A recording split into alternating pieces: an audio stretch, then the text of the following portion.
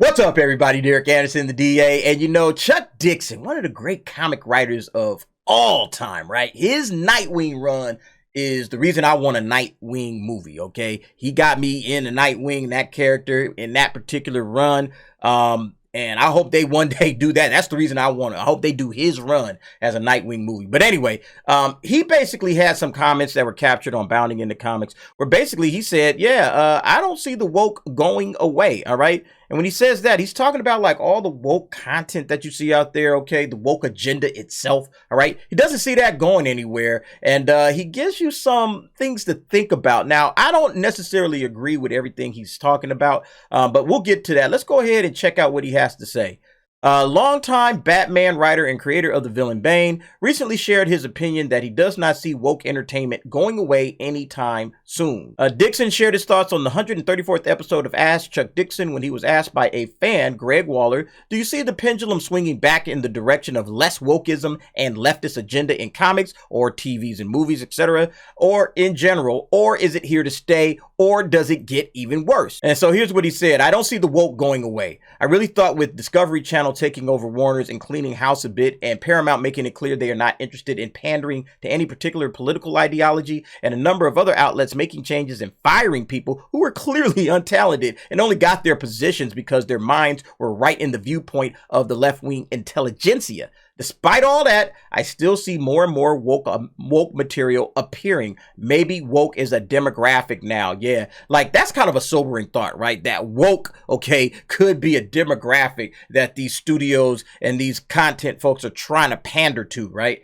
It used to be like the men 18 to 35, right? Like if you're an 18 to 35-year-old male right now, you used to be the target audience, okay? Because you guys had the money, okay? You guys had the energy and the passion behind the stuff that you were watching. You were the target, okay? And they knew if they could get you, they're going to get everybody, okay? Because you'll bring your girlfriends to the movies with you. And then when you start having kids, you're going to raise your kids on the same content that you grew up with, all right? So they always targeted the 18 to 35 male as the main demographic for like action adventure and comics, sci-fi, all that kind of stuff, right? Now it seems like they're trying to target woke, which is who? I don't even know who woke is. And they clearly don't spend money, okay? Because if you've been telling by the box offices for some of these woke films that they keep coming out, these things aren't, they're losing money, okay? Ant-Man and the Wasp, Quantumania is about to lose some money, all right? So we've seen the Marvel Cinematic Universe losing money left and right. Star Wars just can't seem to get itself going.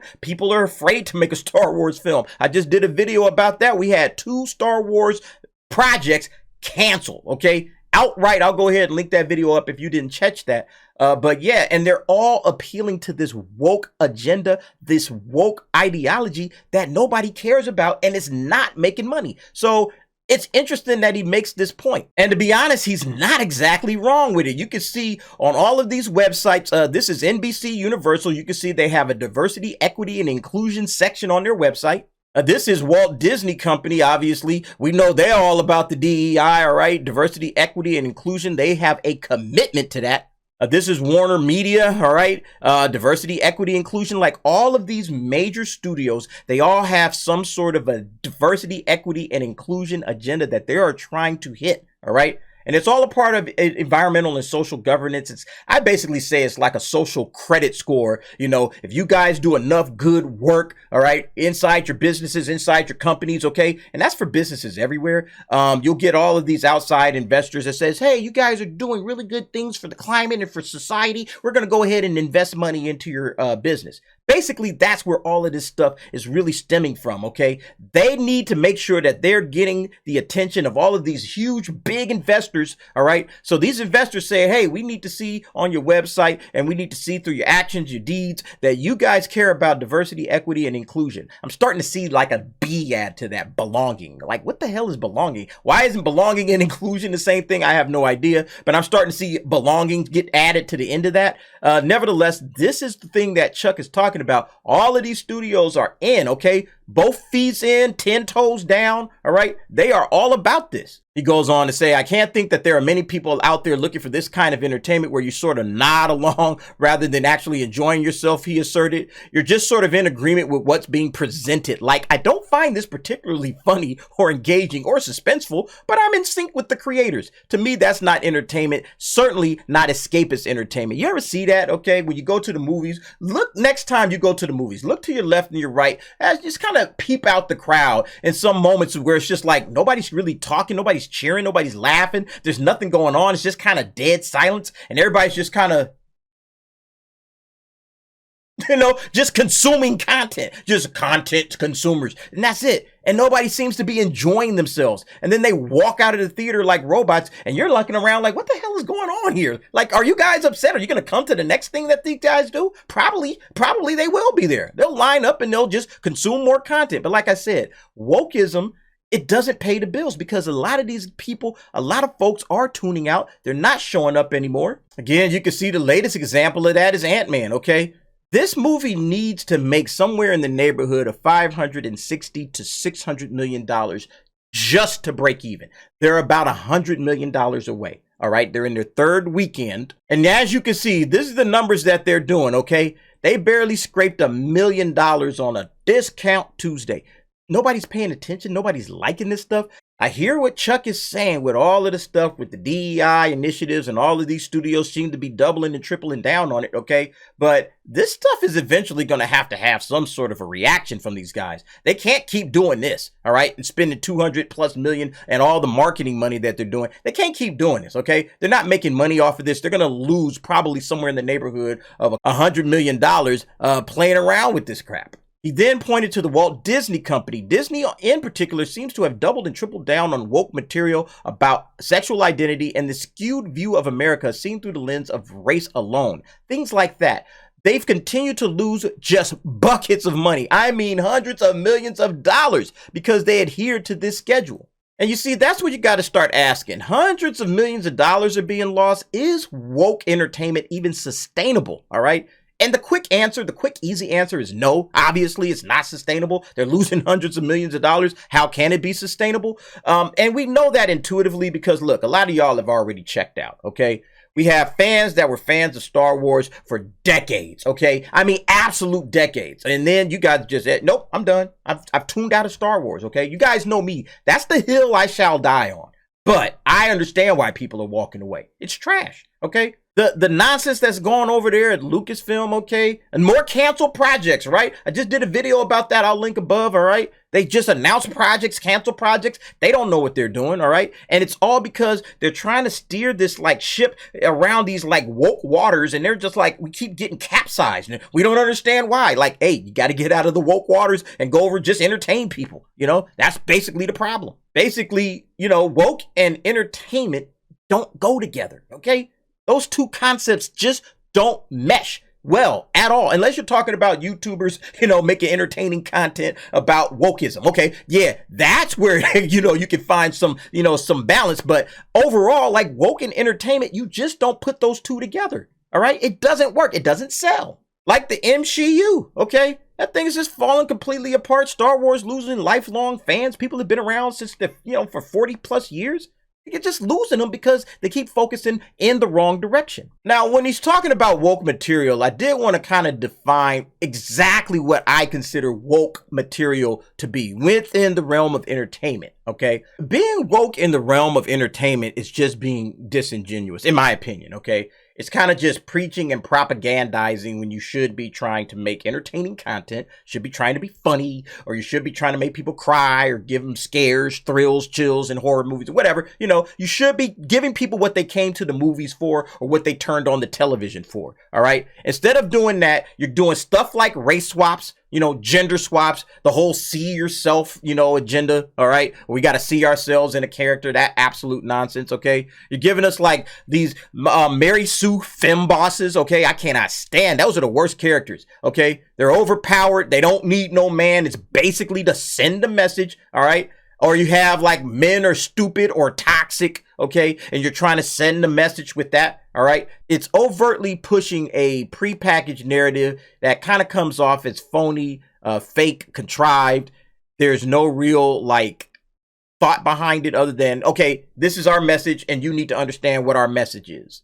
And the crazy thing is, it's so obvious at times because you can see it like even in the trailer of Velma. Remember that trailer? Okay. You can see it in the trailer of Velma, or they will literally misrepresent history. Okay. Like in The Woman King, where they try to say, hey, we need to, turn these slavers into giant heroes. Yay, go slavers. Okay. Because we want to send this girls get it done too message, like they have that kind of a narrative or an agenda that they're trying to push. That's wokeness, okay? And yeah, I think Disney and all of these other companies, they'll probably continue to make woke content and they will still lose more audiences. And I thought it was interesting that Fox News put this particular article out. Wokeness is putting companies like Disney in turmoil. Highlights Hollywood's politics problem. Author warns Disney's latest liberal films, Lightyear and Strange World, tanked at the box offices. All the stuff that we've been talking about forever and a day, okay? Fox News is starting to discuss it as well. And skipping down, one of the quotes they said is, I believe Bob Chapek was ousted because the business was internal. Author and executive Jennifer Say said on Fox Nation's Death of Hollywood. Check that out. I thought it was a pretty interesting